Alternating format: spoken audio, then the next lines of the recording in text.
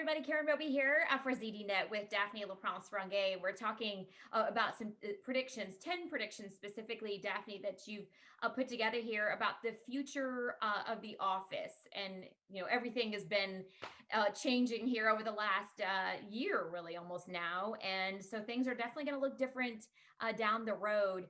Just start with short term, in terms of what it's looking like just in the next couple of months and some of the things that we can expect.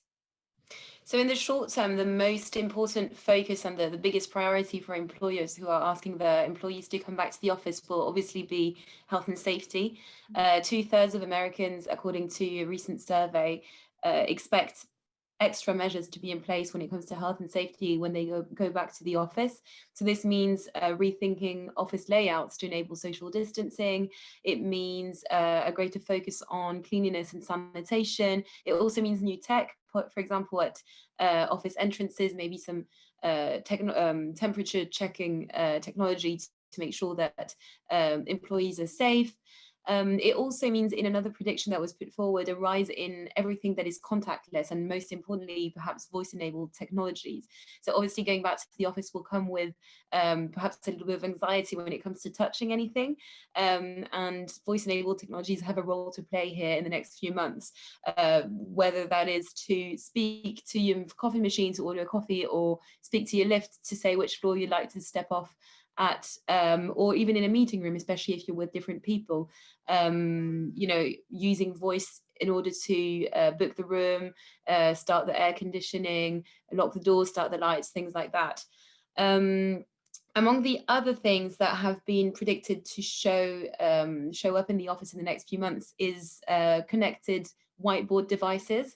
So obviously, with a lot of employees still at home, there is going to be a bridge between on-site employees and remote employees, and employers are likely to be investing a lot in devices that will enable the two to communicate and collaborate effectively.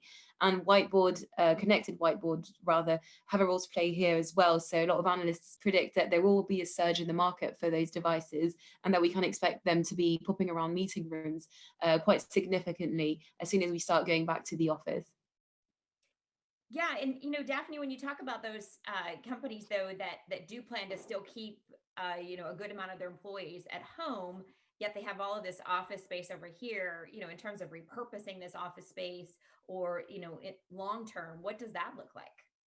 So it's obviously only predictions at this stage. We can't really know exactly what's going to happen, but there will definitely be an effort from employers to redesign and repurpose their office space, given that so many employees will be working from home at least on a part-time basis.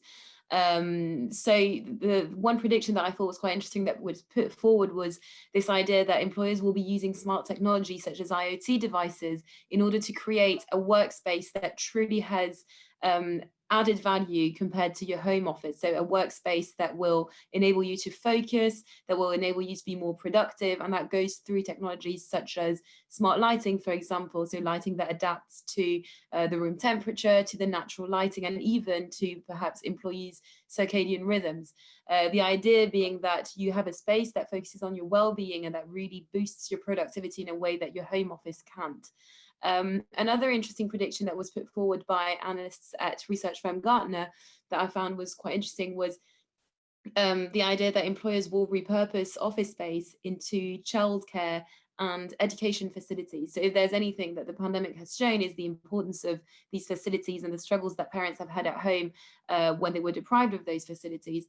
And Gartner expects that this will be a real added value to the office and a way to retain talent, and at the same time to increase diversity within their team. So Gartner expects that over the next 2 years, office spaces might be repurposed for those on-site childcare facilities, and that will lead to, down the line, an increase in employee retention of 20%. So quite a significant retention of talent that can be enabled by this rethinking and redesigning of office space in a more effective way and in a way that works for both employees and employers. And I mean, obviously mentioning home office as we're all doing our best to make a space that works for us and, is, but it's hard with all of the distractions at home. We both know that. And trying to make it work from your house or wherever you are. So, but with so many people inevitably will be staying at home or at least part time, long term, what are some of the bigger changes that we can, possibly expect from, the home office? Yeah, it's definitely something that we can say with confidence that people will be staying at home, at least, as I said, on a part-time basis. According to CCS Insights, another research firm, it's over half of employees that will be working remotely, mainly working remotely actually, by 2022. So we can expect big changes to our work environments to actually happen outside our traditional work environment, in our homes and around our homes. So a lot of workspace architects and designers, as well as urban planners, actually have been preparing for this and have already identified the rise of a third place. So we'll have our homes, we'll have the office, and we'll have third places in residential areas near our homes. That will allow us to work and to be focused without having to commute to a city centre. That could be, if you want, the coffee place or the pub or things like that, but it could also be purpose-built spaces that urban planners will be building into their designs in the future, to make sure that people who live in residential areas still have access to a place where they can focus and where they can carry out work, not too far from their homes, but not without having to commute to a city centre office. So those are also big changes that can be expected in our homes and around our homes, that come as a result of this trend of remote working that was induced by the pandemic.